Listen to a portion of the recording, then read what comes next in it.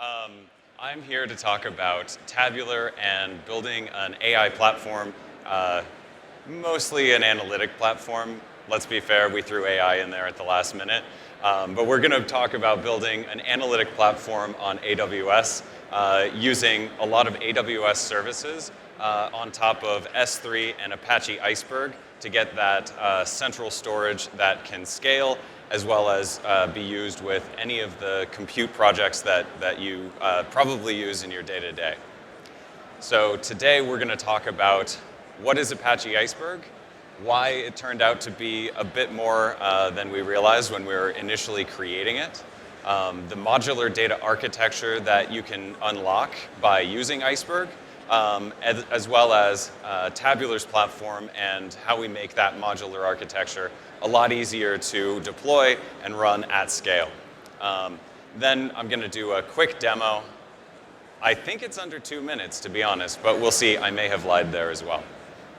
All right, jumping into it, what is Apache Iceberg? Iceberg is the solution to a lot of the problems that we had when my co-founder and co-creator of Apache Iceberg, Dan, and I worked at Netflix. So we were running really, really large-scale data platforms and data architecture with S3 as the source of truth. And that just highlighted a lot of issues that were long-standing issues with the Hadoop ecosystem and Hadoop space. So if you're familiar with Hadoop, we were running Hive tables, and those tables had a very simplistic model of tracking data and actually giving you this abstraction of a table on top of data files. Basically, it said, let's throw a whole bunch of data files in a directory structure, and when you list a directory, that's whatever is in the table. Well, that had a lot of problems. And there were 3 main areas of problems that we ended up seeing. First of all, you can't make atomic changes. You can't have database transactions if file listing is the primitive that tells you essentially what files live in your table. Because you can't say, hey, S3, take these 100 files and make them all appear in the index at exactly the same time. There's just no transactional nature there. The other issue was performance. Using S3 instead of HDFS gave us, amazing scale but higher latencies.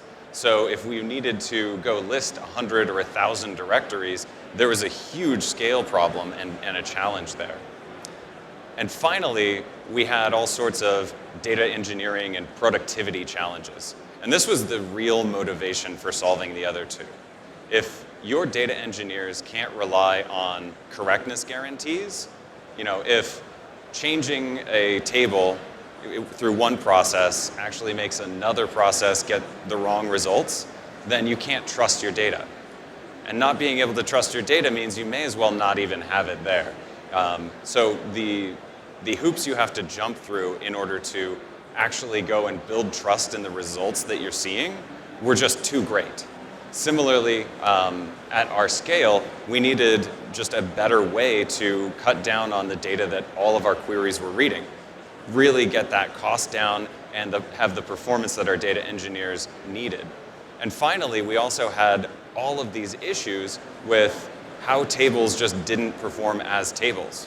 You could drop a column, add a column with the same name, and you've just brought the older data back from the dead. And that's really bad. People don't like getting rid of data and then having it show up 3 months later because they added a column back with the same name. So what we realized was that all 3 of these large problem spaces had an intersection. And that intersection was the simplicity, or the Hive table format was just too simple. It didn't do enough to keep track of schemas and things like that. So we decided to fix these problems. And what we did was, in retrospect, we basically just stole a whole bunch of great ideas from the SQL world. So what we did was we created Iceberg. It's an open standard for tables. And I think the critical thing was that we added SQL behavior. So we designed for ACID semantics. We designed for S3. We also applied just basic SQL techniques to make sure there weren't unpleasant surprises. So that you didn't need to, say, retrain all of your analysts in order to, excuse me. So you didn't need to retrain analysts to be able to query your tables at all because of partitioning. You also had safe schema evolution and those sorts of things. We also built for productivity. We built time travel, SQL merge, compaction and optimization, and those sorts of things. And it turns out this was actually much more powerful than we'd realized. This is why you see things like the S3 keynote mentioning Iceberg these days. Fixing ACID, fixing transactions, and bringing transactional behavior to data lakes was actually a much larger innovation than we realized. It goes from being able to use Flink and Trino and Spark safely into universal analytic storage. And that is incredibly important. It means that all these components and pieces that you use every day can actually work really well together. So it's not that you have tables in Redshift and tables in EMR, and getting them to play nicely with one another is actually a very difficult thing. It brings together this as one coherent and useful architecture. You can also use things like Snowflake and Databricks and basically anything else. All of those commercial databases that we never even thought would support Iceberg have adopted Iceberg as an open standard. So it really has become a universal analytic storage platform. And what that unlocks is basically modular data architecture that makes a whole lot more sense than what we've been doing in the past. So where we're going from here, now that we've taken S3 and said, okay, objects are a little too simple for what we're doing. We need a table abstraction. We want to build on top of tables just like everything has for the last 30 years. Well, now we can up-level that abstraction layer to tables on top of S3. Have one central store for all of the data. Have a table abstraction that you can use across any database product, not just application. And what we're seeing is this move to a modular data architecture, where all of those components fit together like Legos, where you use declarative practices to manage and update your data, and where you rely on open standards to provide connectivity across all of those engines and components, so that you can just plug them together and have a new engine in your data architecture that accepts and uses your existing storage policy and your users and everything else. There are some really important principles here, like declarative approaches. So when you're using 4 engines instead of just one, you need to configure things the right way so those engines know how to behave. So you declare, and this is actually a very old SQL type approach, put things at the table level so that engines know how to behave. That's even more important with security. We need to move security from the engine level down to the data level so that we're securing the tables themselves and not the access points. Because if you have a security policy and a governance structure that requires syncing policy to 7 different systems, when the 8th comes online, you've got to do a lot more work. And you really don't know if you're secure or if everything is up to date. So there are a lot of changes that we're seeing to come to this modular data architecture, but I really think that this is where the future is heading. And that brings us to tabular. So we've seen this modular architecture work at a number of different companies that we've worked with in the Apache Iceberg community, from our own experience at Netflix to working with engineers at Apple and LinkedIn and other large tech companies. So we left Netflix a couple of years ago to build Tabular, which brings this architecture to life inside of AWS and other options. So what I'm going to show today is essentially the architecture that we're seeing here. S3 as the global store underneath, Iceberg as that universal data format, Tabular providing the catalog, access controls, optimization, and data maintenance, and then all of the engines, anything that you want up top. And that can be Redshift, which has Iceberg support, and I think it's getting better day to day. EMR, and what we're going to demo today is Athena, and how easy it is to connect up those things. So in Tabular's Iceberg platform, what we're going to see is, first and foremost, the Iceberg REST catalog, which is much like the table format. It's a standard for interacting with catalogs. So how do we get Athena and EMR and Snowflake to all talk the same language about what tables are there and how to secure them? That's the REST catalog. Our platform includes Iceberg tables that are stored in your storage. At the end of the day, you're in control of it. We're going to see unified access controls, and we also have things that we're not going to see today, like SSO, SCIM2, IAM integration, as well as all the other managed services.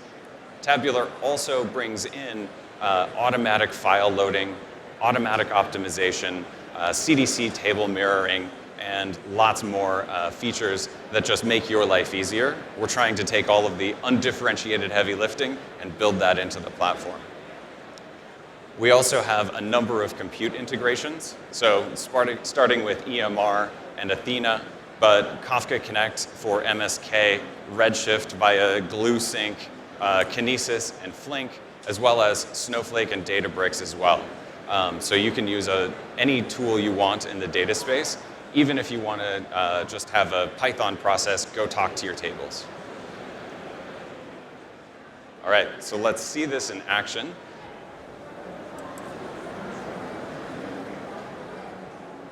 All right, we're here. This is the front door to the Tabular app. Okay, let's get this demo started. First, with Tabular, we're going to need to connect to one of your S3 buckets in your account. So to do that, we need to create a connection to one of your storage buckets. We'll start with a fresh bucket for this example. We're going to select S3, and we'll use the connection assistant. You are totally capable of using an existing bucket to the manual setup, but in this case, I'm going to go greenfield. So let's select the connection assistant. US West 2 is where I'm working out of, though I have other options. So let's stick with the basics here. And this will take me to CloudFormation. You'll need to have the permissions to deploy this, but it does make it very simple. And if I need to tear any of this down, that's simple too. I can customize these values if I need to, but these standards work well for me. Acknowledge and create the stack. And this takes just a few seconds, maybe 10, 20 seconds to create. In general, what we're going to be creating here is an S3 bucket, of course, where we can store the data lake that Tabular is managing, and an external role, so that Tabular would be able to securely access through AWS the bucket and perform maintenance activities or delegate access to that bucket. Let's give this a little refresh. All right, we're making progress. Things are coming up pretty good here. All right, we're done already. So at this point, we need to go to the outputs, and we're going to want to copy that Tabular role ARN. Not too painful. We'll go back to Tabular, where it is faithfully waiting for us to provide that role. Great. Everything looks good. The initial role, this is where you could grant specific ownership access on this warehouse. I'm going to go ahead and grant this to the sysadmin. We'll keep it nice and tidy here. And this is where Tabular will go through and validate the connection for me. If I'm to have any issues, I make typos or whatever, it'll explain to me what's going on. So we're checking the buckets. We're good. We're good. So this workspace that we just created, last updated 2 seconds ago, ends in 9467 US West. So this lets Tabular have access to the bucket, but we haven't actually done anything with it. So real quick, let's create a new data warehouse that would be leveraging that bucket. In Tabular, we'll create a new warehouse, and I'll call this the reInvent. We'll just call it reInvent. Storage bucket. Let's get that 9467 right here. Initial role, sysadmin. We have full access if you wanted to create something more granular and maybe give individual domains their own like reInvent admin role. But for this demo, this will be good enough. Create the warehouse, and this is going to actually modify objects within that bucket. So if I were to go to that bucket, so I can go to the resources, and here's that specific bucket that was just created for me. It was initially empty, and as I work with it, it looks like it still is empty. As I work with it, we'll see things arrive in here from Tabular. So out the box, we have a default database that is empty. We have some example files we can play with in here that are actually shared from externally. And then we have the system database. This gives me all access to any manner of interaction that's happening on Tabular, and I can query these tables and use it to set my own monitoring or see if people are actually using the things I'm building, either appropriately or inappropriately. All manner of things. But great, so let's go back to reInvent. We have these databases. At this point, I have no way to query this information, to either put data directly in or to, well, I don't know, to run SQL. So let's create something real quick just in the UI, and we have a couple different options. We can upload a file. We could point to other S3 file locations, but in this case, I'm going to do something very basic. Let's create good old alpha, and we'll give that an ID column. That looks good. Great. So no rows or anything. We've just defined this table. The default database now has alpha in it. Next, let's go ahead and connect some compute. So what I want to do is maybe pull up Athena. In this case, I really like Athena. I can go to the settings and manage. Great. All right. I might have gotten a little lost. Let's go ahead and just create a new query. Query editor, and we're going to use okay, this is good. Next, we're going to go into Tabular. We're going to click Connections, and we're going to go to Compute. So just like we added modular storage, we can actually add modular compute here, and there's quite a few options. Two things I'm interested in. I want Glue to know about this warehouse that I just created, so we can do that very quickly. These are the permissions I want to add to the object, to the role that we created a little earlier. So I'll go to the permissions here, and that'll be for 9467. That's going to be the object that I'll look for. All right, 9467, we're going to add a policy. Here's the policy. So we don't have to add the policy. We just have to grant it the Glue permissions. Oh, it looks like it already has them. Already has the Glue permissions. That's fantastic. So we'll go back into Tabular, no problem. And I'll hit Mirror Glue. An existing data set. Oh, yep, there may be an existing data set. No problem. We'll go back to the warehouse, reInvent, and default is almost certainly used. So let's see. That's no problem. We'll delete this real quick. And let's go ahead and create a database, and we'll call this reInvent. Great. And we'll put alpha back in.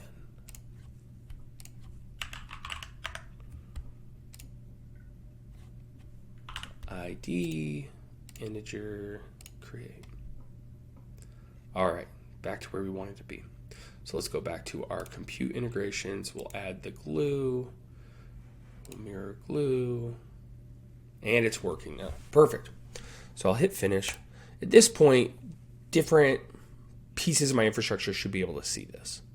So if I were to go to Redshift, for example, and I really like using Redshift serverless, I should be able to see my reInvent catalog show up here.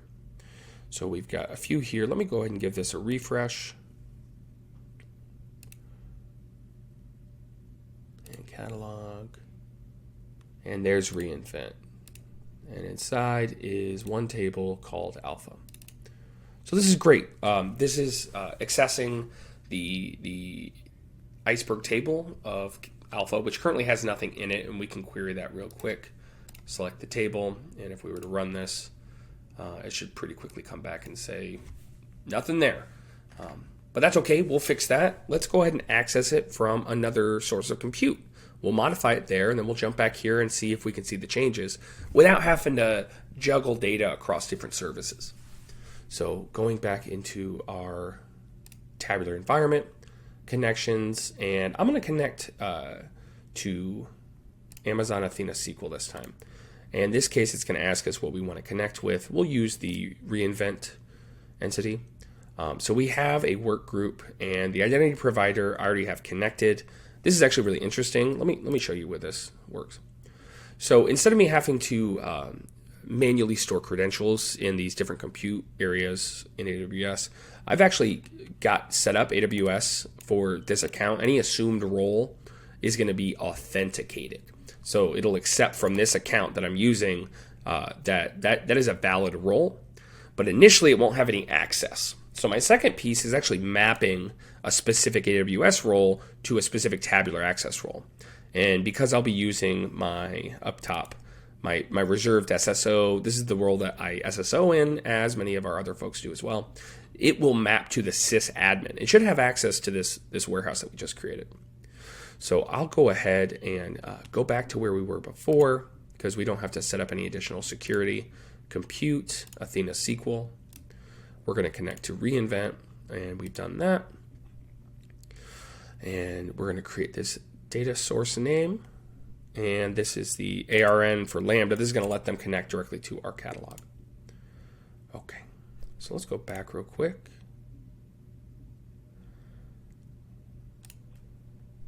There we go. And we're going to select, it says here, customer share connector. Lambda. Next, data source name, we're going to call reinvent. And the ARN is going to be this.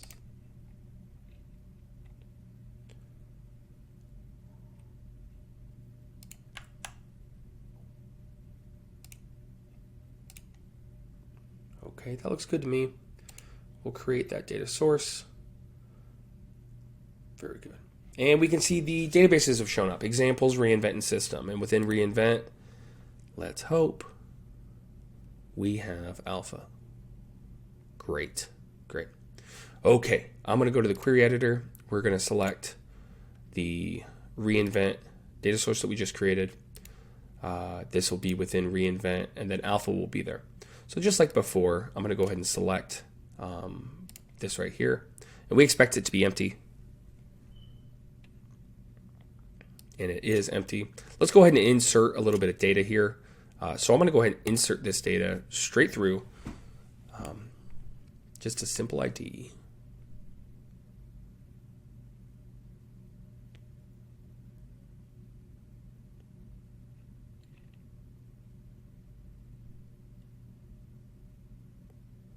Great. So it's successful. If I go back into my warehouse, I'll close this. Let's go to data. I'll go back to reinvent, alpha. I should be able to see some activity on the table.